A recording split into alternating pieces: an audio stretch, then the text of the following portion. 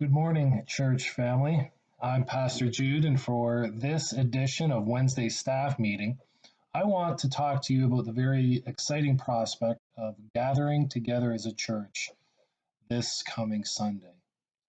As with my other Wednesday morning staff meeting video, I'm going to do this in one take.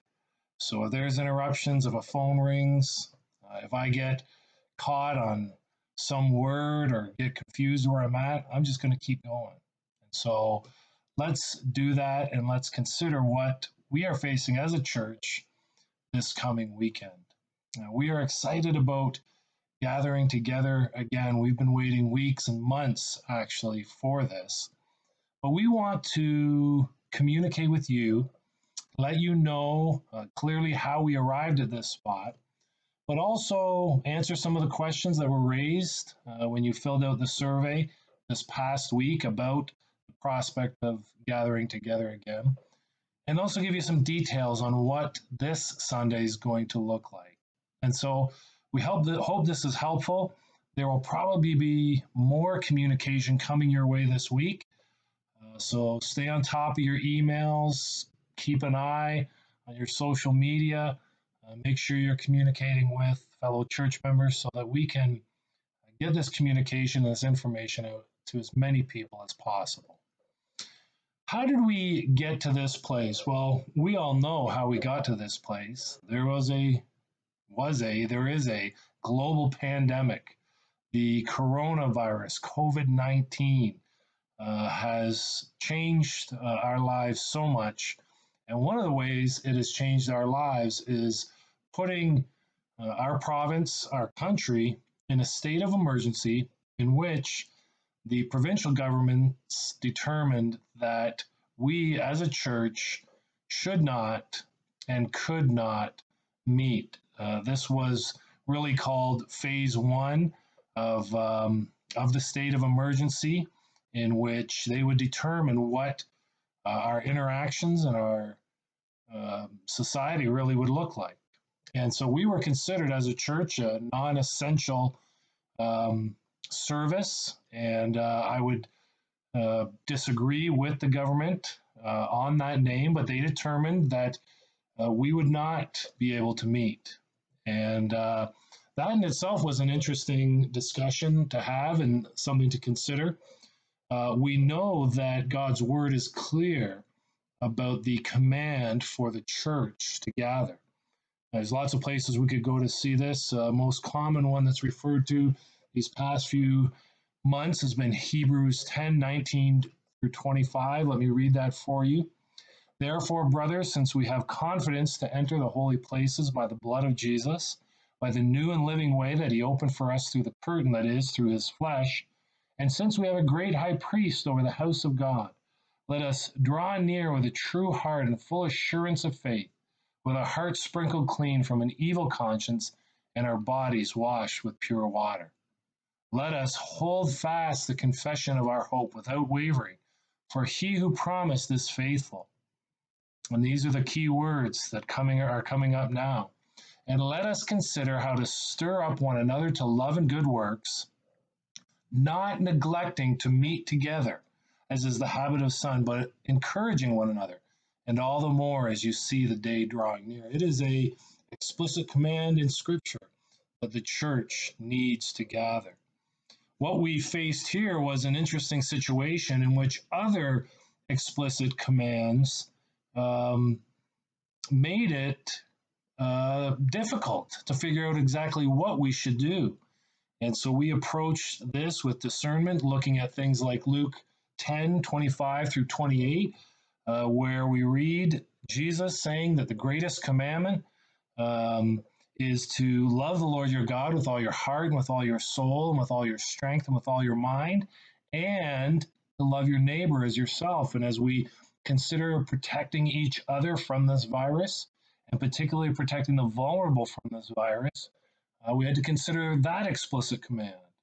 Another one would be this explicit command in Romans 13, verses 1 and 2. Let every person be subject to the governing authorities.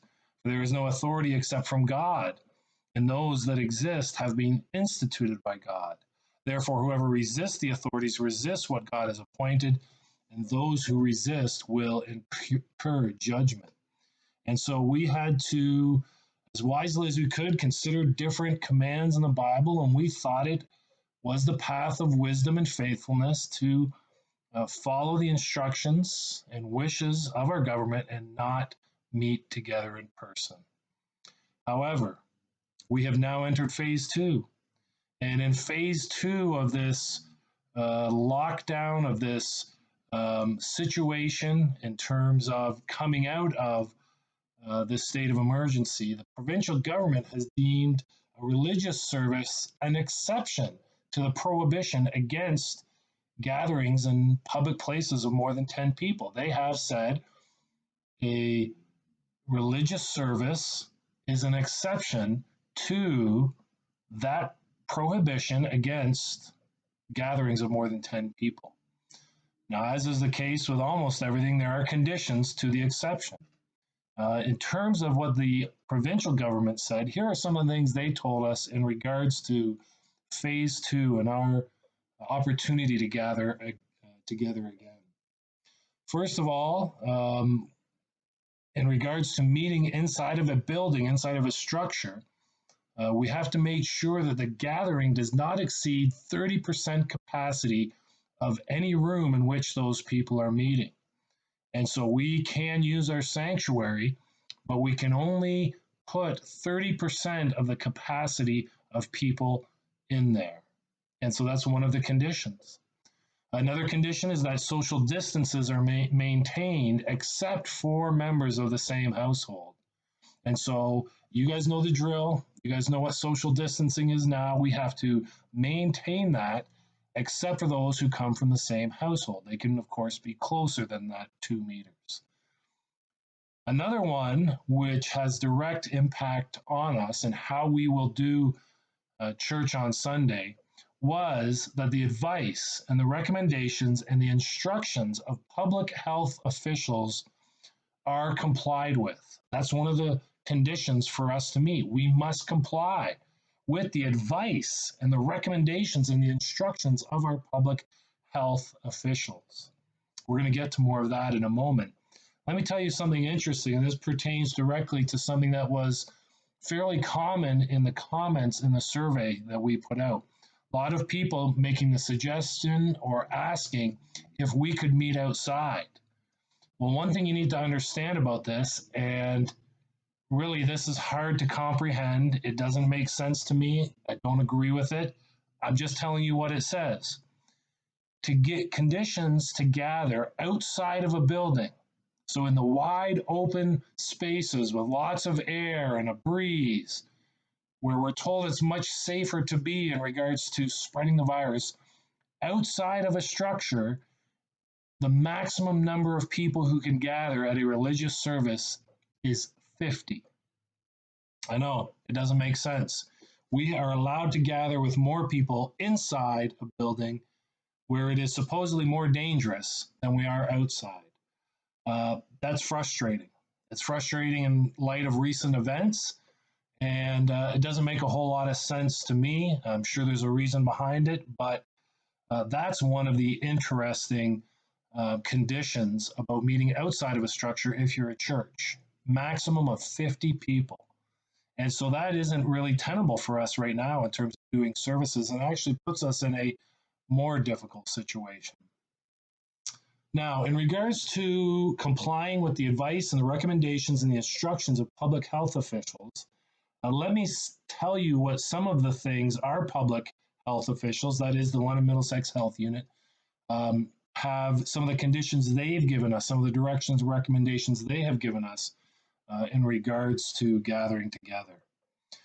First of all, and you've heard this before, we have to direct anyone who has the symptoms of COVID-19, such as fever, coughing, or difficulty breathing, or anyone who has had contact with a confirmed case of COVID-19 in the past 14 days, or anyone who's been instructed by public health to self-isolate due to travel or contact history, we have to direct you not to attend.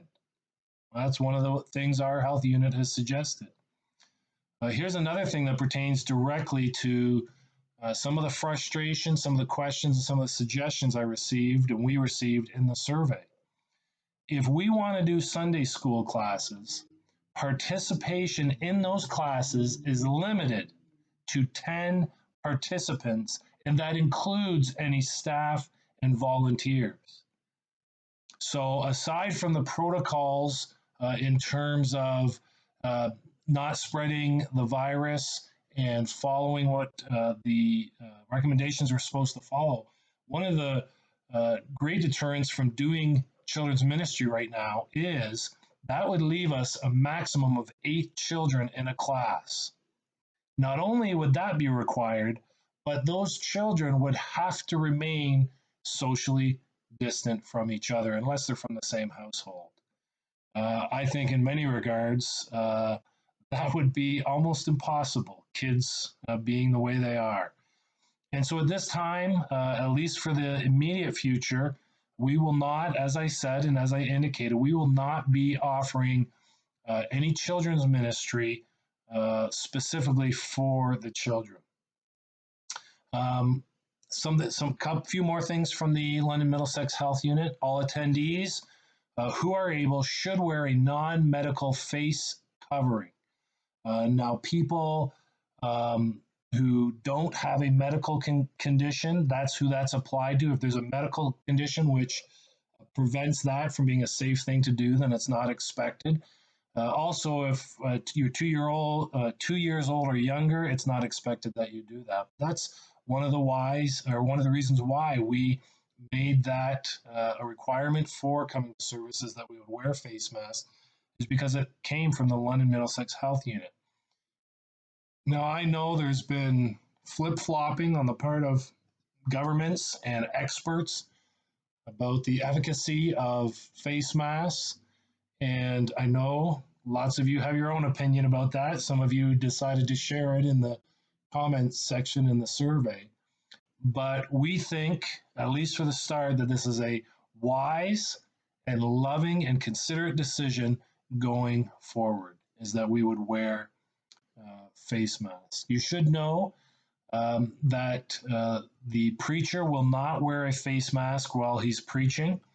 But we are going to make sure that he is probably 30 feet from the nearest participant in the service. But we want people to be wearing masks. It was also the London Middlesex Health Unit that said in their mailing, in their recommendations in regards to gathering again, that the use of choirs and the singing of hymns and songs by the congregation is strongly discouraged, as this poses a particular risk for transmission of illness. Now, again, you may have an idea on the validity of that statement or not, but we are instructed by the government of Ontario to comply with advice and with recommendation and instructions of our local health units. And so that's what we are going to do. And that's why we are not going to sing as a congregation at our services, at least to start. I know this is frustrating for many of you. It's frustrating for me too. But I think it's a wonderful opportunity we have to gather together, even without singing. I think it is us being faithful to what the Bible requires of us as leaders in terms of gathering. And we look forward to the day when we can sing as loud as we want in praise to our God. And we hope it comes soon, but for now, we won't be doing that. So that's sort of how we ended up where we are, and how we ended up with those criteria and conditions for gathering and making those decisions that we've made. I want you to know that nothing I have said so far or anything I will say going forward has behind it the intention of trying to convince you to come to the service. As I said to you in my last video, in which I addressed the congregation, You have to make that decision for you and for your household.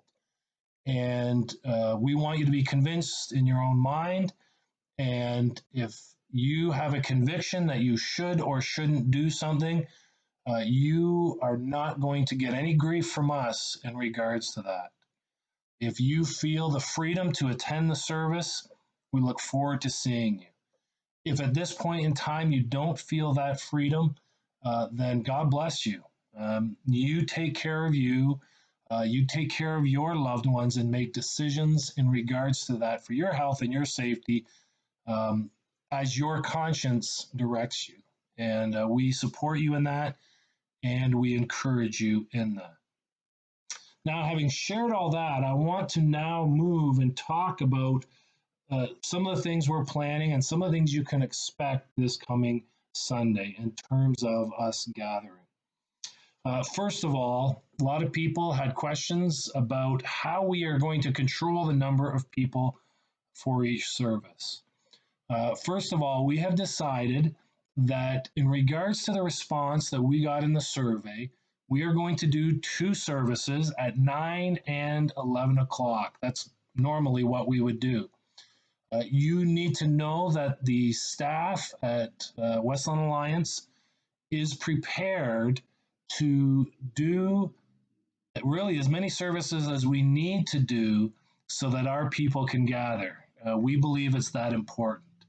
What the survey indicated is that we should be able to, at least in this first week, uh, and probably for a couple weeks, we should be able to gather with all of the people who want to gather into services. And so, even the survey, though the survey suggested there would be three, it seems like we won't need three and that two will be sufficient. And so, we will go at 9 and 11. You should know that in the coming weeks that may change depending on the response of the congregation. The way in which we are going to control the number of people at each service is we are going to use the online software Eventbrite. I know many of you have used Eventbrite before, and really it's a software that you can use for free to sell tickets to an event. And so essentially, though there'll be no exchange of funds, we're not going to make you pay to come to service. We are going to use Eventbrite and we are going to limit the number of tickets. And to come to a service, you need to go to Eventbrite and you need to get your tickets so that we know you're coming. And that way we'll be able to control the number of people who come to the building. We will allow people who cannot use Eventbrite to call in and reserve a spot through the office. But we would ask that anyone who can use Eventbrite, please do that. That'll make it so much easier for us. We will notify you via our website, via social media, when tickets are available. And each person will require a ticket, but each household only needs to make one purchase. So as an example, if I was going onto Eventbrite to come to the service this Sunday, I would indicate there which service I wanted to go to. If there were tickets available, I would purchase for my family 7 tickets. I have 5 children, my wife, and myself. Again, we say purchase, there's no exchange of money, but that is how you will book your spots. That's how we will know how many people are coming to the service. That's how we will limit the number of people coming to the service to the appropriate amount. And in some cases, it may allow us to actually prepare for specific people coming. So, for example, if the staff knew the St. John's were coming to the 11 o'clock service, they could actually put 7 chairs together in preparation for that. Now, that might not be possible in every case, but it gives us some options in terms of figuring this out. Please understand, when a service is full, it is full. There is no wiggle room there. When the tickets are sold out, you'll have to pick another service to go to. And again, this may be frustrating. I hope it doesn't come to that, but this is the way things need to be as we start out this process of gathering together. So before even Sunday comes, you're going to get your tickets and your household's tickets on Eventbrite. Um, Let me talk to you a bit as you arrive to the church property. You're going to park as you normally would, except understand there should be a lot more space than there usually is. And so there should be no need for parking off site. Park in our parking lots. We are going to enter and exit through the front sliding doors. Those will be the only doors that we use for our English service. And at those front doors, there will be uh, a screening, there will be instructions given, there will be hand sanitizer, and there will be people there to answer any questions you might have. Understand that at all times you are to maintain social distances from everyone but your own household. And so we're going to have things set up to help accommodate that. But as you enter and exit, it'll be through the front sliding doors. Now, as some of you noted in the survey comments, and as is clear in information we've got from the health unit, most situations call for a separate entrance and exit. The purpose of the separate exit and entrance, say in a store or a restaurant, is to make sure that in one door you don't have people coming in and going out and thereby, getting into each other's space. Because it's a church service and because we expect everyone to be coming in a short amount of time and everyone leaving in a short amount of time, we believe we can fulfill the requirements of the government by using one door, coming in all within, say, a 10 or 15-minute time period, and everyone leaving in an even shorter time period, and we can fulfill what the purpose of that is. We also want to limit where people can go in the building, just for the sake of not having to disinfect and just maintaining where we would potentially have to clean in a more thorough way. And so we're going to use the front doors. So wherever you park, you're going to have to come to the front doors, the front sliding doors, and enter into the building. At that time, you're going to be ushered to your seating area. And if the appropriate amount of seats are there, great, you can sit down. If they're not there, you're going to stand there and we will bring extra seats to you or perhaps take seats away from that area, just so we can have the right amount of seating for the households and the groups and the individuals who are there. So you'll come in the front door and go immediately to your seat. Let's talk a little bit about the service. We are going to shorten the service down to 1 hour. That 1 hour will include the following things: announcements, praise and worship without congregational singing, catechism for the kids, elders' prayer, and a 30-minute sermon.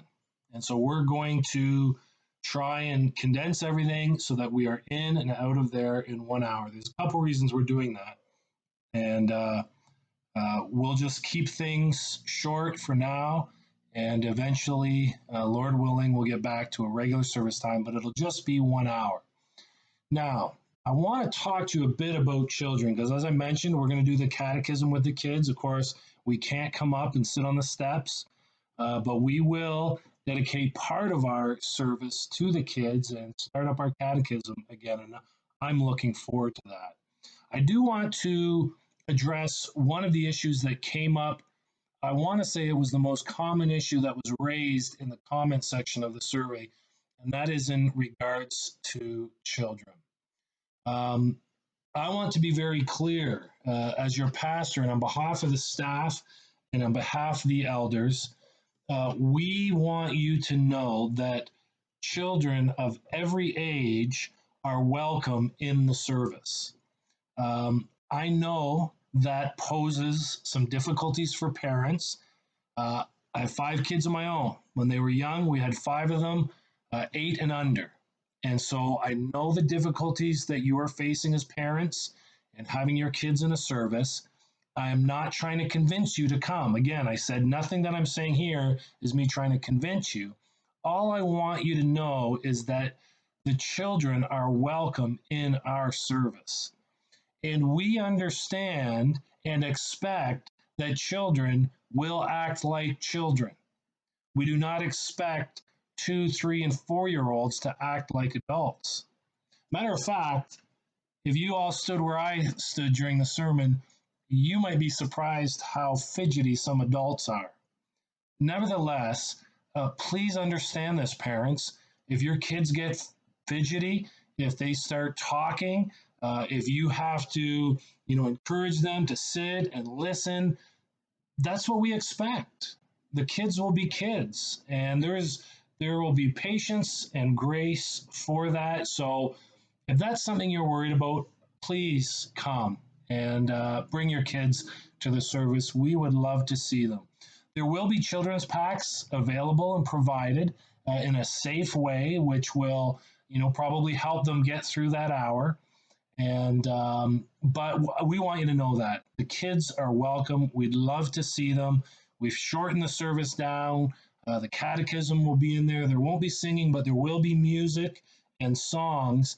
And so we would love to see them, and would encourage you, if that's something you're thinking about, by all means, please bring them.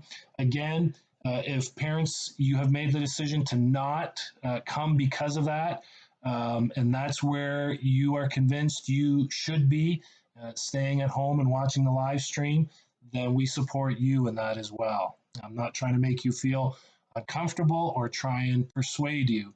We just want families to know that your children are welcome. They will have to sit with you. You will have to maintain social distance, which I'm sure will be hard, but they're welcome. And we encourage you to bring them if that's what your heart desires. Now, when we leave, we're an hour long. We've done our announcements, our worship, our catechism, our elders' prayer. The sermon's over. We are going to leave, and we're going to leave in orderly but fairly quick fashion from the building. There's lots of reasons for that. We will have to get ready for the next service in regards to the 9 o'clock service, but also to just do our part in fulfilling the recommendations and requirements of the health officials. We think this is important. We are going to leave the sanctuary sort of wedding style from back to front, and you will walk right out of the building and then make your way to your cars. I do want to take this moment to address one thing, another thing that came up in the surveys. Some of the people made a comment like, if there is no fellowship, I don't see why I would come. Please understand, it's not the case that there will be no fellowship. You're allowed to talk to one another. You're allowed to speak to one another. You just have to maintain your social distance. And so it's not that no one can say hi to each other. You can't speak from 2 meters away. Again, you guys know the drill. I hope you know the drill by now. This doesn't prevent fellowship from happening. It prevents it from happening maybe the way we prefer it or the way we want it. But even us ushering you quickly out of the building is not to say don't talk to one another, just be quiet, go immediately to your car and leave. No, we expect you'll be greeting one another, sharing pleasantries, that sort of thing. Now, having said that, please understand that we have been given this privilege by the government to gather again, and really in no other segment of society is that gathering allowed the way it has been for the churches. Everywhere else, it's groups of 10. And so I think we need to be cognizant of that as we are out in the parking lot, as we are coming into the building, that we are being watched by our community. And we do believe gathering is important and a good thing to do, but we want to do that respectfully and honoring those people who may be watching, who may not be able to gather in the sort of groups that they want to gather. So we'd ask you to keep that in mind. So that is sort of a picture of what Sunday will look like. We will communicate this in other ways on our website, on the blog, on Facebook, but now you have a picture of what Sunday's going to look like, and you have some sense of why we arrived at where we arrived at in terms of what Sunday is going to look like, at least for the foreseeable future. Um, of course, if you have questions, don't hesitate to ask. If you want clarifications, don't hesitate to ask. We will be giving more information and more clarifications going forward and communicating those things to you. So yeah, make sure that you're comfortable as home if you are coming on Sunday, knowing that we are going to continue with the live stream so that people can participate at home. It will be one continuous live stream now because we have one service and we're together. But if that's the thing for you, again, God bless you in regards to that. The last thing I want to touch upon is in regards to vulnerable people in our community. Again, we are not going to tell anyone what to do. We would insist that you do what your conscience indicates you should do. But as the pastor speaking for the elders and for the staff, I want to suggest that if you are in what has been called a vulnerable category in regards to COVID-19, that the best option for you may be staying home for the next little while. Again, I'm not insisting or telling you what to do. You make that decision for yourself.